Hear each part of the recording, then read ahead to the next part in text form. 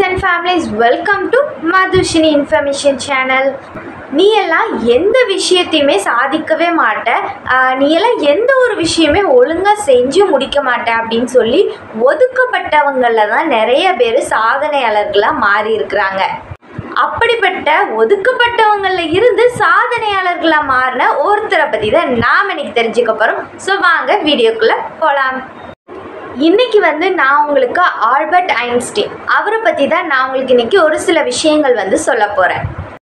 பிறக்கும் போதே ஒரு அப்நார்மல் குழந்தையா தான் பிறந்திருக்காரு. அப்புறமா ஒரு 4 வயசு வரைக்குமே அவருக்கு ஒழுங்காவே பேசும் திறனும் இல்லையா. இவருடைய 5வது வயதுல இவருடைய அப்பா இவருக்கு ஒரு கிஃப்ட் வாங்கி கொடுத்துருக்காரு. அதுதான் இவர் சிந்திக்க காரணமாவே இருந்திருக்கு. அப்படி அந்த கிஃப்ட் என்ன அப்படின்னு பார்த்தீங்கன்னா அதுதான் மேக்னெட்டிக் காம்பஸ்.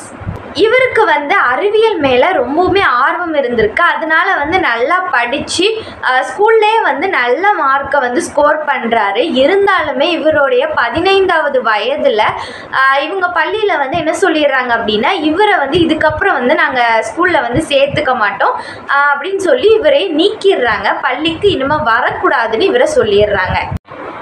இவருடைய அம்மா அப்பா அதுக்கப்புறம் ஸ்கூல் டீச்சர்ஸ் எல்லாருமே என்ன நினச்சாங்க அப்படின்னா இவரால் எதையுமே சாதிக்க முடியாது, எந்த ஒரு விஷயத்தையுமே சரியாக செஞ்சு முடிக்க முடியாது அப்படிங்கிற மாதிரி எல்லாருமே இவரை நினச்சிக்கிட்டு இருந்தாங்க.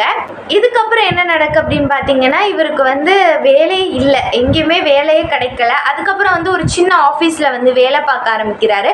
அங்கே வர்ற அந்த அறிவியல் புத்தகங்கள் எல்லாம் எடுத்து படிக்க ஆரம்பிக்கிறாரு. அப்படி படித்து தான் இவர் அறிவியல் உலகத்திலே நிறைய சாதனைகளை புரிஞ்சிருக்கிறாரு.